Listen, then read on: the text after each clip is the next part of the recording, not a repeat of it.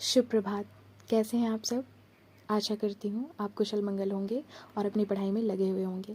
तो आप सबकी पढ़ाई में आपका साथ निभाने मैं आ गई हूँ हिंदी के उपन्यास राग दरबारी लेकर, जिसे श्रीलाल शुक्ल जी ने लिखा है। तो आज हमें इसका 8वां अध्याय पढ़ना है। तो इससे पहले मैं शुरू करूँ, मेरा आप सभी से एक निवेदन है कि प्लीज़ मेरा चैनल सब्सक्राइब करें और ज़्यादा से ज़्यादा लोगों से शेयर करें, ताकि मुझे भी और वीडियोस बनाने की प्रेरणा मिलती रहे। तो चलिए शुरू करते हैं। शिवपालगंज गांव था, पर वह शहर से नज़दीक और सड़क के किनारे था। इसलिए बड़े बड़े नेताओं और अफसरों को वहां तक आने में कोई सैद्धांतिक ऐतराज नहीं हो सकता था। कुओं के अलावा वहां कुछ हैंडपंप भी लगे थे, इसलिए बाहर से आने वाले बड़े लोग प्यास लगने पर अपनी जान को खतरे में डाले बिना वहां का पानी पी सकते थे। खाने का भी सुविधा था। वहाँ के छोटे मोटे अफसरों में कोई न कोई ऐसा निकल ही आता था जिसके ठाट बाट देखकर वहाँ वाले उसे परले सिरे का बेईमान समझते, पर जिसे देखकर ये बाहरी लोग आपस में कहते, कितना तमीज़दार है, बहुत बड़े खानदान का लड़का है, देखो ना, इसे चीको साहब की लड़की भी आई है। इसलिए भूख लगने पर अपनी ईमानदारी को खतरे में डाले बिना वे लोग वहाँ खाना भी खा सकते थे। कारण जो भी रहा हो, उस मौसम में शिवपालगंज में जन नायकों और जन सेवकों का आना जाना बड़े जोर से शुरू हुआ था। उन सबको शिवपालगंज के विकास की चिंता थी और नतीजा यह होता था कि वे लेक्चर देते थे। वे लेक्चर गंजों के लिए विशेष रूप से दिलचस्प थे, क्योंकि इनमें प्रायः शुरू से ही वक्ता श्रोता और श्रोता वक्ता को बेवकूफ़ मानकर चलता था, जो कि बातचीत के उद्देश्य से गजहों के लिए आदर्श परिस्थिति है। फिर भी लेक्चर इतने ज़्यादा होते थे कि दिलचस्पी के बावजूद लोगों को अपच हो सकता था।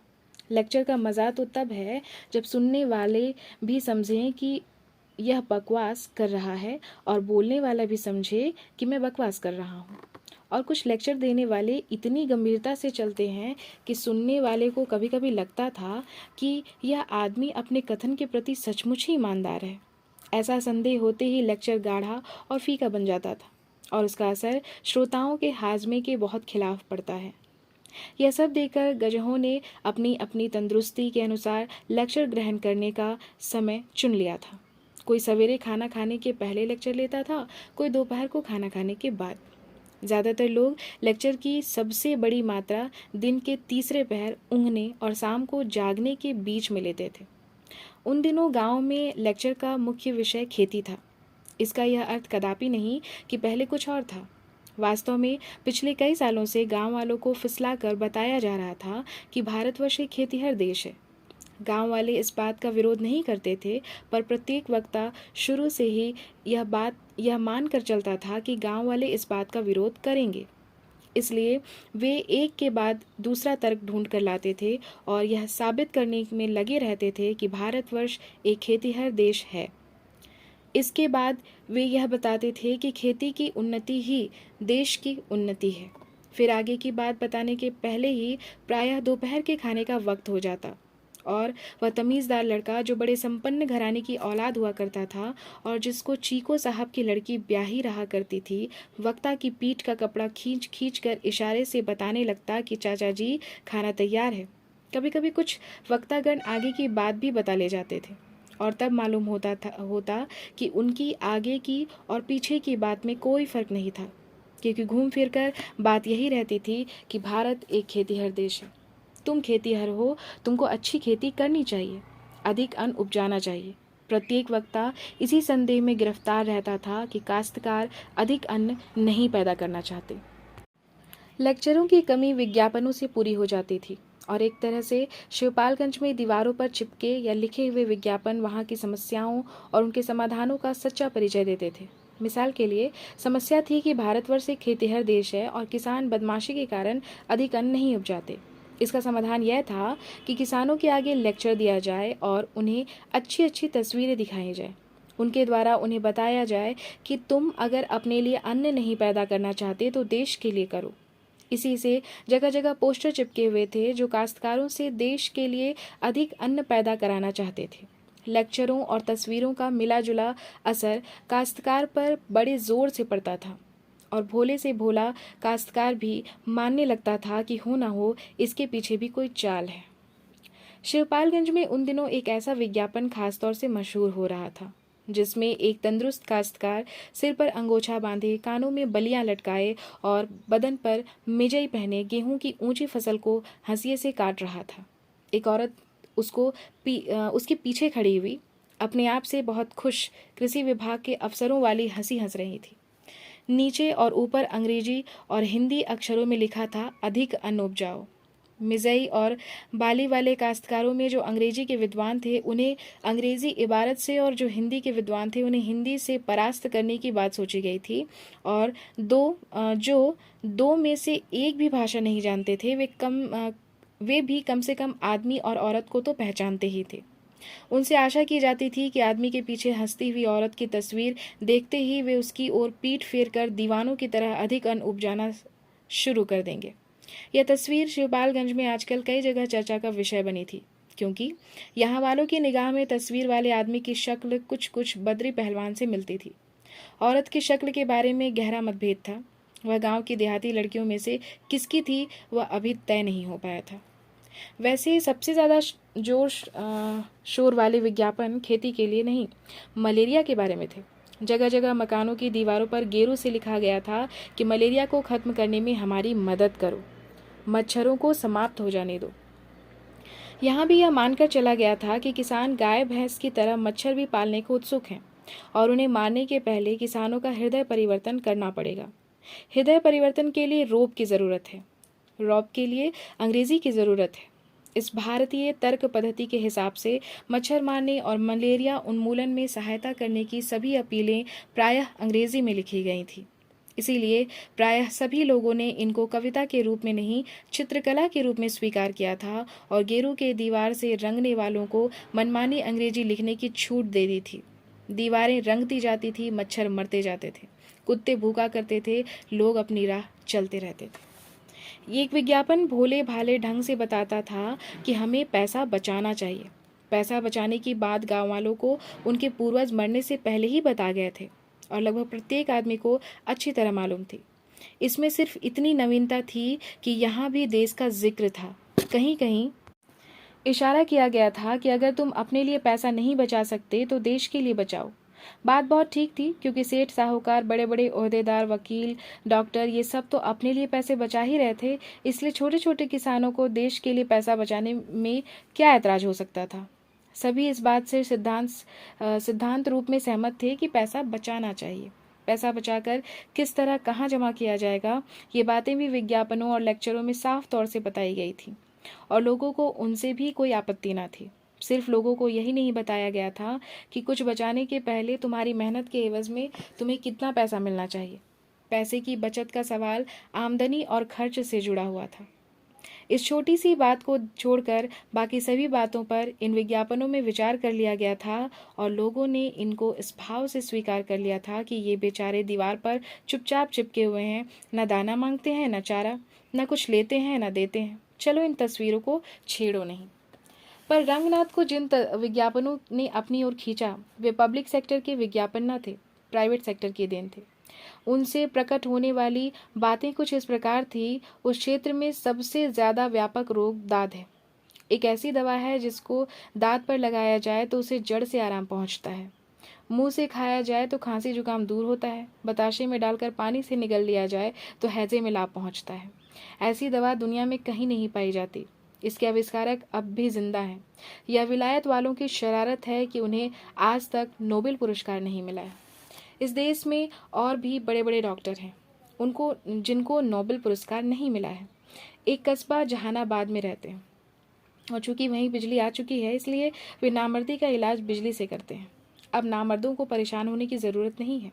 एक दूसरे डॉक्टर जो कम से कम बात शिवपालगंज में किसी भी दीवार पर तारकोल के हरूफ में लिखी हुई पाई जा सकती है। वैसे बहुत से विज्ञापन बच्चों में सूखा रोग, आंखों की बीमारी और पेचिश आदि से भी संबद्ध हैं, पर असली रोग संख्या में कुल 3 ही हैं: दाद, अंडवृद्धि और नामर्दी। और इनके इलाज की तरकीब शिवपालगंज के लड़के अक्षर ज्ञान पा लेने के बाद ही दीवारों पर अंकित लेखों के सहारे जानना शुरू कर देते हैं। विज्ञापनों की इस भीड़ में वैद्य जी का विज्ञापन नवयुवकों के लिए आशा का संदेश अपना अलग व्यक्तित्व रखता था। वह दीवारों पर लिखे नामर्दी का बिजली से इलाज जैसे अश्लील लेखों के मुकाबले में नहीं आता था। वह छोटे छोटे नुक्कड़ों, दुकानों और सरकारी इमारतों पर जिनके पास पेशाब करना और जिन पर विज्ञापन चिपकाना मना था, टीन की खूबसूरत तख्तियों पर लाल हरे अक्षरों में प्रकट होता था और सिर्फ इतना कहता था, नवयुवकों के लिए आशा का संदेश। नीचे वैद्य जी का नाम था और उनसे मिलने की सलाह थी। एक दिन रंगनाथ ने देखा, रोगों की चिकित्सा में एक नया आयाम जुड़ रहा है। सवेरे से ही कुछ लोग एक दीवार पर बड़े बड़े अक्षरों में लिख रहे हैं, बवासीर। शिवपालगंज की उन्नति का लक्षण था। बवासीर के 4 आदमकद अक्षर चिल्ला कर कह रहे थे कि यहाँ पेचिश का युग समाप्त हो रहा है। मुलायम तबीयत, दफ्तर की कुर्सी, शिष्टतापूर्ण रहन सहन, 24 घंटे चलने वाले खान पान और हल्के परिश्रम का युग धीरे धीरे संक्रमण कर रहा है और आधुनिकता के प्रतीक जैसी बवासीर सर्वव्यापी नामर्दी का मुकाबला करने के लिए मैदान में आ रही है। शाम तक वह दैत्याकार विज्ञापन एक दीवार पर रंग बिरंगी छाप छोड़ चुका था और दूर दूर तक ऐलान करने लगा था, बवासीर का शर्तिया इलाज।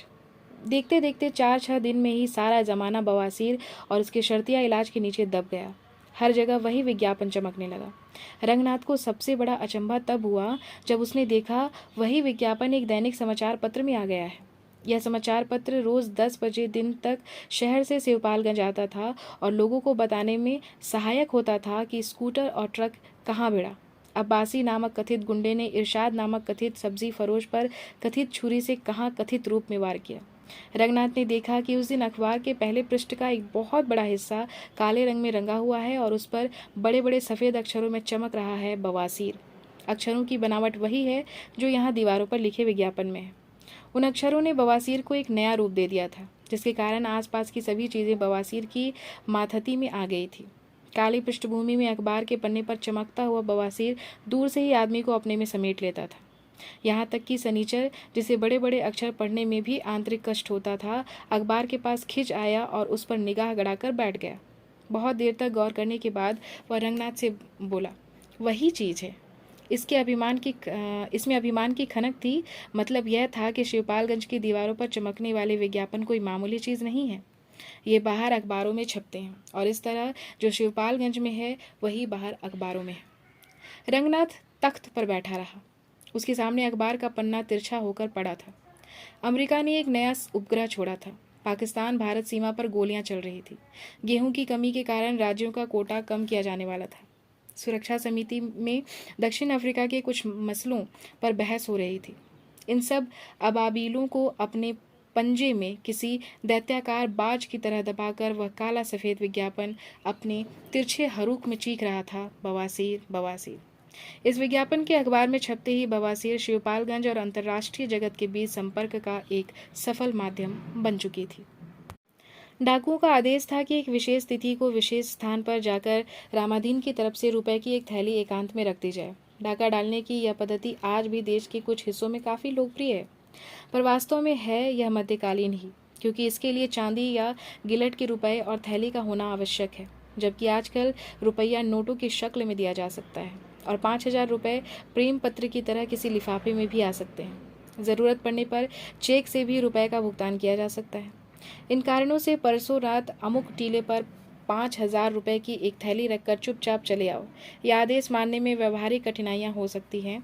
टीले पर छोड़ा हुआ नोटों का लिफाफा हवा में उड़ सकता है, चेक जाली हो सकता है। संक्षेप में, जैसे कला, साहित्य, प्रशासन, शिक्षा आदि के क्षेत्रों में, वैसे ही डकैती के क्षेत्र में भी मध्यकालीन पद्धतियों को आधुनिक युग में लागू करने से व्यवहारिक कठिनाइयाँ पैदा हो सकती हैं।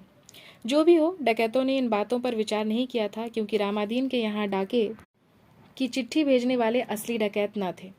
उन दिनों गांव सभा में कॉलेज की राजनीति को लेकर रामाधीन, भीखम खेड़वी और वैद्य जी में कुछ तनातनी हो गई थी। अगर शहर होता तो राजनीति ऊंचे दर्जे की होती, तो ऐसे मौके पर रामाधीन के खिलाफ किसी महिला की तरफ से पुलिस में यह रिपोर्ट आ गई होती कि उन्होंने उसका शील भंग करने की सक्रिय चेष्टा की, पर महिला के सक्रिय विरोध के कारण वे कुछ नहीं कर पाए और वह अपना शील समूचा का समूचा लिए हुए सीधे थाने तक आ गई। पर यह देहात था जहां अभी महिलाओं के शील भंग को राजनीतिक युद्ध में हैंड ग्रेनेड की मान्यता नहीं मिली थी। इसलिए वहां कुछ पुरानी तरकीबों का ही प्रयोग किया गया था और बाबू रामादीन के ऊपर डाकुओं का संकट पैदा करके उन्हें कुछ दिन तिलमिलाने के लिए छोड़ दिया गया था। पुलिस, रामादीन, भीकम खेड़वी और वैद्य जी का पूरा गिरोह ये सभी जानते थे कि डाके की चिट्ठी फर्जी है।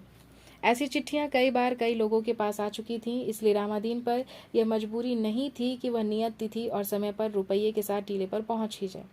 चिट्ठी फर्जी ना होती तब भी रामादीन शायद चुपचाप रुपया दे देने के मुकाबले घर पर डाका डलवा लेना ज्यादा अच्छा समझते। पर चूंकि रिपोर्ट थाने पर दर्ज हो गई थी, इसलिए पुलिस अपनी ओर से कुछ करने के लिए मजबूर थी।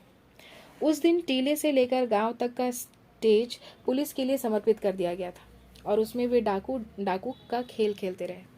टीले पर तो एक थाना का थाना ही खुल गया। उन्होंने आसपास के ऊपर बंजर जंगल, खेत खलिहान सभी कुछ छान डाले, पर डाकुओं का कहीं निशान नहीं मिला।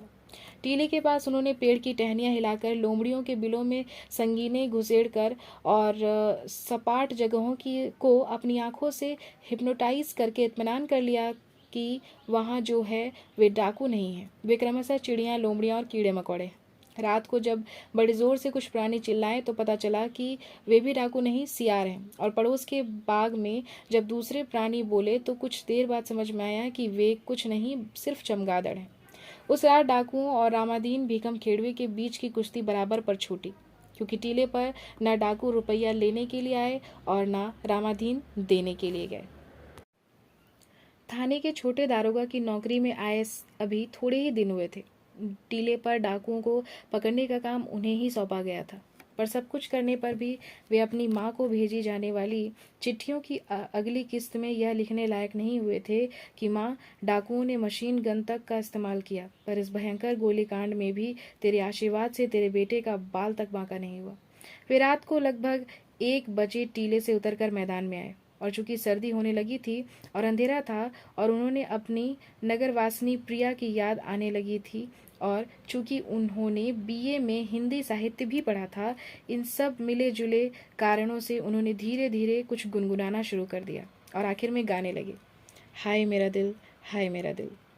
तीतर के दो आगे तीतर, तीतर के दो पीछे तीतर वाली कहावत के चरितार्थ करते उनके आगे भी 2 सिपाही थे और पीछे भी। दारोगा जी गाते रहे और सिपाही सोचते रहे कि कोई बात नहीं, कुछ दिनों में ठीक हो जाएंगे। मैदान पार करते करते दारोगा जी का गाना कुछ बुलंदी पर चढ़ गया और साबित करने लगा कि जो बात इतनी बेवकूफ़ी की है कि कहीं नहीं जा सकती, वह बड़े मज़े से गाई जा सकती है। सड़क पास आ गई थी। वहीं एक गड्ढे से अचानक आवाज़ आई, करफौन है सरफाला। दारोगा जी का हाथ अपने रिवॉल्वर पर चला गया। सिपाहियों ने ठिठक कर राइफलें संभाली, तब तक गड्ढे ने दोबारा आवाज दी, करफौन है सरफाला। एक सिपाही ने दारोगा जी के कान में कहा, गोली चल सकती है, पेड़ के पीछे हो लिया जाए हुजूर। पेड़ उनके पास से लगभग 5 गज की दूरी पर था। दारोगा जी ने सिपाही से फुसफुसाकर कहा, तुम लोग पेड़ों के पीछे हो जाओ, मैं देखता हूँ। इतना कहकर उन्होंने कहा, गड्ढे में कौन है? जो कोई भी हो बाहर आ जाओ। फिर एक सिनेमा में देखे दृश्य को याद करके उन्होंने बात जोड़ी, तुम लोग घिर गए हो, तुम आधे मिनट में बाहर ना आए तो गोली चला दी जाएगी। गड्ढे में थोड़ी देर खामोशी रही, फिर आवाज आई, मरफर गरफये सरफाले गरफोली चरफलाने वाले। प्रत्येक भारतीय जो अपना घर छोड़कर बाहर निकलता है, भाषा के मामले में पत्थर हो जाता है। इतनी तरह की बोलियां उसके कानों में पड़ती है कि बाद में हार कर वह सोचना ही छोड़ देता है कि यह नेपाली है कि या गुजराती। पर इस भाषा ने दारोगा जी को चौकन्ना बना दिया और वे सोचने लगे कि क्या मामला है। इतना तो समझ में आता है कि इसमें कोई गाली है, पर यह क्यों नहीं समझ में आता कि यह कौन सी बोली है। इसके बाद ही जहां बात समझ के बाहर होती है, वहीं गोली चलती है। इस अंतर्राष्ट्रीय सिद्धांत का शिवपालगंज में प्रयोग करते हुए दारोगा जी ने रिवॉल्वर तान लिया और कड़क कर बोले, गड्ढे से बाहर आ जाओ, नहीं तो मैं गोली चलाता हूँ। पर गोली चलाने की जरूरत नहीं पड़ी। एक सिपाही ने पीठ के पीछे से निकल कर कहा, गोली मत चलाइए हुजूर, यह जोगनथवा है, पीकर गड्ढे में पड़ा है। सिपाही लोग उत्साह से गड्ढे को घेर कर खड़े हो गए। दारोगा जी ने कहा, कौन जोगनथवा? एक पुराने सिपाही ने तजुर्बे के साथ कहना शुरू किया, यह श्री रामनाथ का पुत्र जोगनाथ है। अकेला आदमी है, दारू ज्यादा पीता है। लोगों ने जोगनाथ को उठाकर उसके पैरों पर खड़ा किया, पर जो खुद अपने पैरों पर खड़ा नहीं होना चाहता, उसे दूसरे कहाँ तक खड़ा करते रहेंगे। इसलिए वह लड़खड़ाकर एक बार फिर गिरने को हुआ। बीच में रोका गया और अंत में गड्ढे के ऊपर आकर परमहंसों की तरह बैठ गया। बैठकर जब उसने आंखें मिलाकर हाथ हिलाकर चमगादड़ों और सियारों की कुछ आवाज़ें गले से निकालकर अपने को मानवीय स्तर पर बात करने लायक बनाया, तो उसके मुंह से सिर्फ वही शब्द निकले, करफौन है सरफाला। दारोगा जी ने पूछे, यह बोली कौन सी है? एक सिपाही ने कहा, बोली ही से तो हमने पहचाना कि जोगनाथ है, वह सरफरी बोली बोलता है। इस वक्त होश में नहीं है, इसलिए गाली बक रहा है। दारोगा जी शायद गाली देने के प्रति जोगनाथ की इस निष्ठा से बहुत प्रभावित हुए कि वह बेहोशी की हालत में भी कम से कम इतना तो कर ही रहा है। उन्होंने उसकी गर्दन जोर से हिलाई और पकड़कर बोले, होश में आ। पर जोगनाथ ने होश में आने से इनकार कर दिया, सिर्फ इतना कहा, सरफाले।